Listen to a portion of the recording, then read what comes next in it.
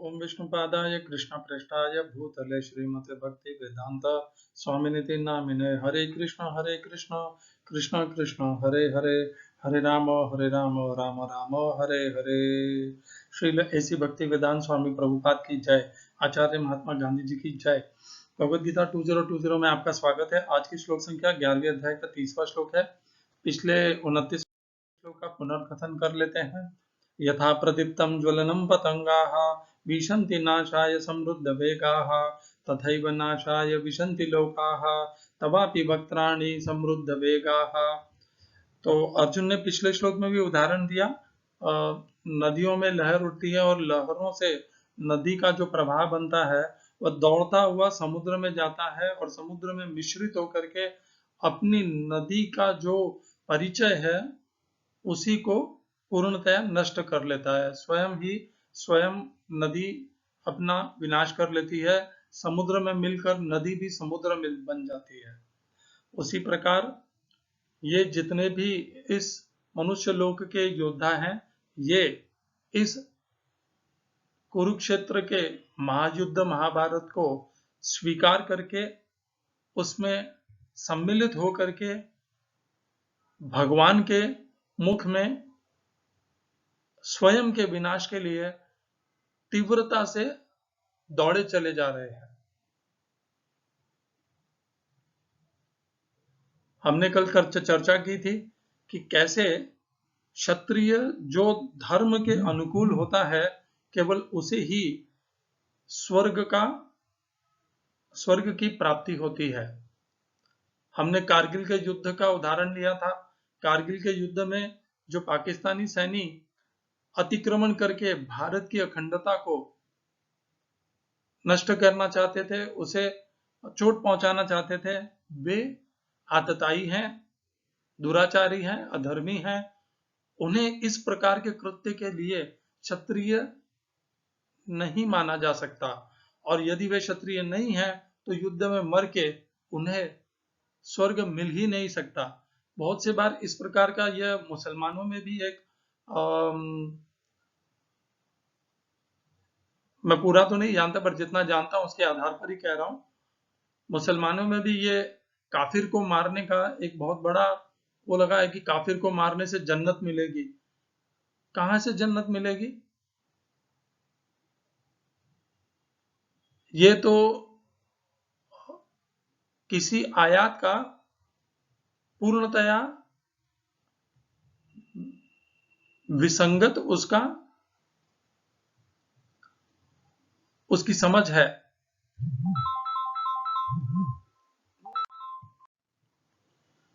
एक तरफ तो मुसल्लम जिसका ईमान होता है उसे मुसलमान कहते हैं।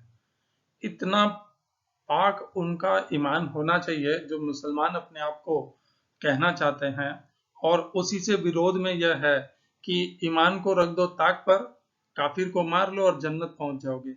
ये इस प्रकार का लालच, मूर्खता भरा यह जन्नत पे पहुंचने का रास्ता। जैसे यहाँ पर कसाब और उसके साथी आए थे, आप उनकी वो पिक्चर भी देखेंगे या उनको भी यही सिखाया गया था कि यहाँ पर जाओगे वहां पे हत्या करोगे तो तुम्हें अल्लाह से जन्नत प्राप्त होगी। कैसे? क्या उनका अल्लाह क्या मूर्ख है क्या? या उनका अल्लाह क्या दैत्य या असुर है क्या? क्या अल्लाह को दूसरों को मार करके, मरवा करके आनंद मिलता है? नहीं हो सकता ना। अल्लाह भी तो ईमान वाला है। अल्लाह भी तो सबके सुख और आनंद को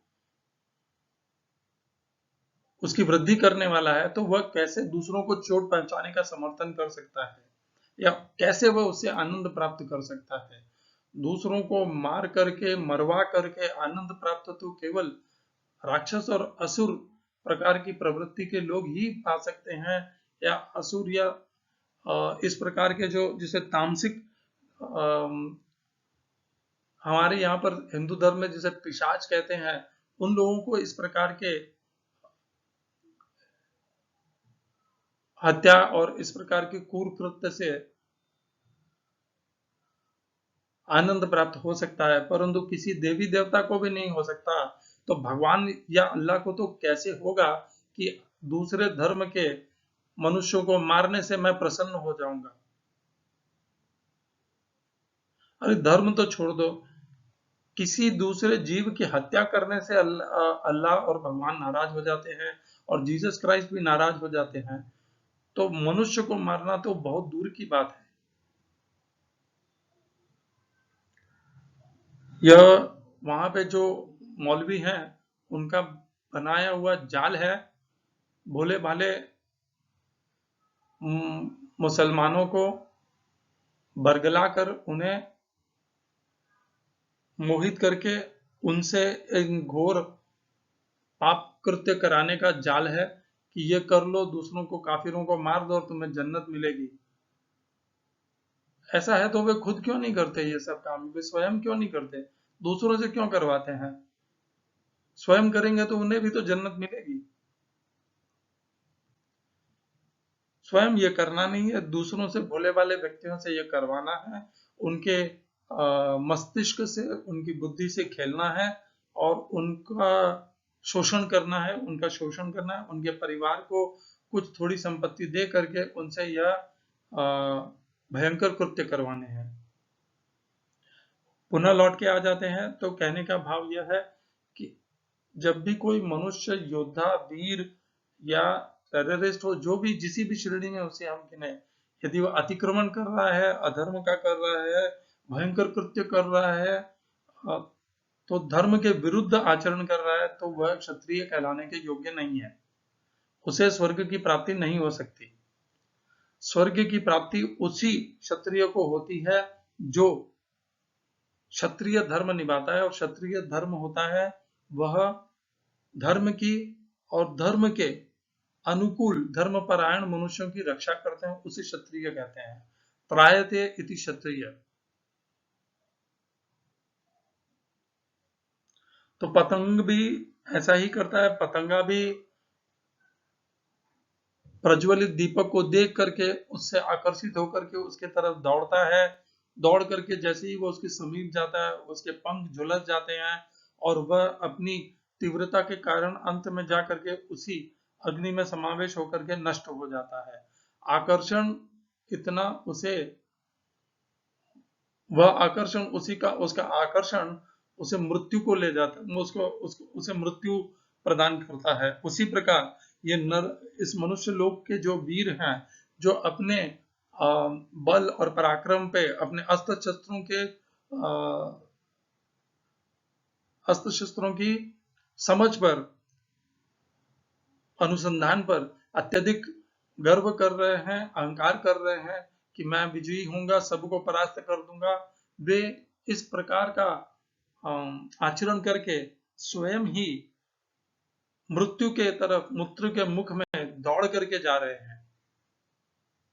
आज के श्लोक 11वें अध्याय के 30वें श्लोक में, लेलीयसे ग्रसमान समन्तात् लोकान् समग्रान् वदनैर्ज्वलद्भिः तेजोभिरापुर जगत समग्रम भासस्तवोग्रा प्रपवन्ति विष्णु। हिंदी अनुवाद गीता यथारूप श्रील प्रभुपाद। हे विष्णु, मैं देखता हूं कि आप अपने प्रज्वलित मुखों से सभी दिशाओं के लोगों को निगल रहे हैं। आप सारे ब्रह्मांड को अपने तेज से आपूरित करके अपनी विकराल झुलसाती किरणों सहित प्रकट हो रहे हैं।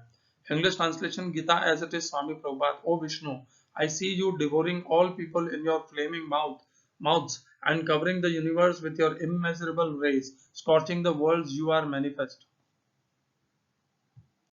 इस श्लोक में प्रयोग किए गए संस्कृत शब्दों के अर्थ हैं लेलीय से, चाट रहे हैं, ग्रसमानः निगलते हुए, समन्तात् संपूर्ण, समस्त दिशाओं से, लोकान लोगों को, समग्रान सभी, वदनैहि मुखों से, ज्वलद्भिः जलते हुए। लेलीय से चाट रहे हैं, ग्रसमानस और निगलते हुए, समन्तात समस्त दिशाओं से, लोकान लोगों को, समग्रान सभी को, वदनैहि मुखों में, ज्वलद्भिः जलते हुए। तीसरी पंक्ति, तेजो भी ही, तेज से आपूर्य, आच्छादित करके, पूर्ण प्रकाशित करके, जगत इस संपूर्ण ब्रह्मांड को, समग्रम पूर्णतया, समस्त से, संपूर्णता से, भासः किरणें, तव तवह आपकी, उग्र है भयंकर, प्रपंती तपा रही है, झुलसा रही है, विष्णु हे विष्णु। इस श्लोक का तात्पर्य गीता यथारूप स्वामी प्रभुपाद के द्वारा। प्रभुपाद ने इसका कोई तात्पर्य नहीं दिया है। ओम अज्ञान तिमिरंधस्य ज्ञानंजय शलाकया चक्षुर उन्मिलितम येन तस्मै श्री गुरुवे नमः। एकम शास्त्रम देवकी पुत्र गीतम, एको देवो देवकी पुत्र एव, एको मंत्रस्तस्य नामानि यानि, कर्मापेकम तस्य देवस्य सेवा। हरे कृष्णा। तो अभी चल रहा है 30वां श्लोक, और इसके 2 श्लोक पहले मतलब 28 और 29, इन 2 श्लोकों में अर्जुन ने उदाहरण दिया था। 28वें श्लोक में नदी, लहरों और समुद्र लहरें, नदी और समुद्र का उदाहरण दिया। 29वें श्लोक में पतंग और दीपक का उदाहरण दिया, और उसके पहले 27वें श्लोक में अर्जुन बता रहे थे कि वे देख रहे हैं कि जो समस्त योद्धाओं का समूह है वह भगवान के विशाल और भयंकर दांतों के बीच से उनके मुख में प्रवेश कर रहे हैं, और कुछ कुछ तो भगवान के दांतों में चूर्ण हो करके उनके शीश अटके हुए हैं भगवान के दांतों में। इस प्रकार का दृश्य अर्जुन ने देखा। फिर अर्जुन ने 2 उदाहरण प्रस्तुत किए। अब जो 27वें में अर्जुन ने जिस दृश्य का विवरण दिया था, उसी दृश्य के विषय में अर्जुन अब 30वें श्लोक से आगे पुनः कह रहे हैं। क्या कह रहे हैं अर्जुन? ले लीजिए से अर्जुन देख रहे हैं कि वह जो दांतों के में अटके हुए सिर हैं, और भगवान जो उन्हें अपने विकराल दांतों के बीच में चबा करके उन्हें पूरा ग्रास बना रहे हैं। फिर कह रहे हैं चाट रहे हैं। भगवान ऐसे चाट करके उन्हें एकत्रित करके अपने भीतर समाहित कर रहे हैं। ले ली ऐसे चाट रहे हैं, ग्रसमानः निगलते हुए, जैसे चाट करके हम निगल करके अंदर लेते हैं, निगलते हुए। तो भगवान भी उन सबको पहले दांतों में चबा रहे हैं, फिर चाट करके उन्हें भीतर कर रहे हैं। समन्ता समस्त दिशाओं, सब तरफ से, अपने मुख के भीतर सब तरफ से। और भगवान के अनेकों मुख, उस काल रूपी भगवान में अनेकों रूप थे, और इसीलिए समस्त दिशाओं से भगवान उन योद्धाओं को अपने मुखों में ग्रहण कर रहे थे। इसलिए यहाँ पर समन्ता शब्द का प्रयोग किया है। लोकान, समस्त लोगों को, लोग यहाँ पर हैं योद्धाओं का जो समूह है, उसकी चर्चा हो रही है यहाँ पर। समग्रान पूर्णतया से, वदन ही मुखों में, जो प्रज्वलित मुख है उनमें भगवान इस प्रकार से समस्त मुखों में दांतों से पहले उन्हें चबा रहे हैं, फिर बीच से चाट रहे हैं, चाट करके निगल। तो पहले 2 पंक्तियों में अर्जुन ने यह विवरण दिया कि किस प्रकार भगवान चाट रहे हैं, चाट करके एकत्रित कर रहे हैं, निगल रहे हैं, और पूर्णतया अपने मुखों के अंदर उन्हें समाहित कर रहे हैं। फिर तीसरी और चौथी पंक्ति में अर्जुन उन्हें पुनः दूसरी बार विष्णु कह के संबोधित कर रहे हैं। भगवान श्री कृष्ण के काल रूप को विष्णु कह रहे हैं, और विष्णु कह के ये भी कह रहे हैं कि भगवान के प्रज्वलित मुखों से जो तेज प्रकट हो रहा है, और उनके शरीर से भी जो तेज प्रकट हो रहा है, और मुख्यतया उनके मुख से जो अग्नि निकल रही है, उसके कारण समग्र संपूर्ण ब्रह्मांड, समस्त लोग जितने भी हैं यह ब्रह्मांड के सब तप रहे हैं और भयभीत भी हो रहे हैं। प्रपंती, तप भी रहे हैं और भयभीत भी हो रहे हैं भगवान के इस उग्र व्यवहार, आचरण और रूप तीनों को देख करके। रूप तो है ही भयंकर, आचरण भी भयंकर है, लोगों को नष्ट विनाश कर रहे हैं, अपने मुख में चबा करके उन्हें खत्म कर रहे हैं। इस प्रकार के भयंकर दृश्य को देख करके कोई भी मनुष्य अत्यंत व्यथित हो जाएगा, घबरा जाएगा, अपना धैर्य खो देगा। वही अर्जुन ने पहले भी स्वीकार किया था कि मैं अपना धैर्य नहीं धर रख पा रहा हूं। और यहाँ पर बता रहे हैं अर्जुन की सभी, पूरा जगत, केवल अपना नहीं कह रहे, अब की बार अर्जुन जगत समग्रम, कि आपने इस तीनों संपूर्ण जगत को तपा रखा है और उसी से सब तप भी रहा है और घबरा भी रहे हैं। इस प्रकार भगवान का वह काल रूप इतना विकराल, तेज से परिपूर्ण और भयभीत करने वाला है, क्योंकि उनके जो आचरण है, उनके अंदर जो तेज है, वह इतना भयंकर है। हरे कृष्णा। श्रील ऐसी भक्ति वेदांत स्वामी प्रभुपाद की जय। यह तो स्पष्ट ही है कि यह भगवान का विश्वरूप नहीं है, क्योंकि विश्वरूप तो अर्जुन पहले ही पहचान चुके थे और भगवान के विश्वरूप में संपूर्ण जगत को देख करके अर्जुन ने पहले ही 11वें अध्याय के 21वें श्लोक में ही अर्जुन ने बता दिया था कि आप ही विश्वरूप है, आप ही विष्णु है। परंतु अब जो भगवान का कृत्य चल रहा है, पिछले 18वें श्लोक से, कौन से श्लोक में अर्जुन ने कहा था भगवान को विश्वरूप? अर्जुन ने उन्हें कहा था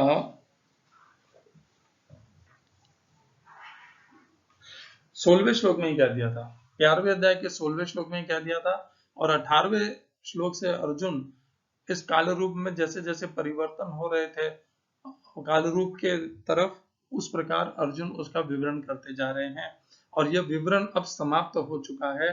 तो विश्व रूप छोड़ करके भगवान श्री कृष्ण का वह विशाल रूप काल रूप को प्राप्त कर चुका है।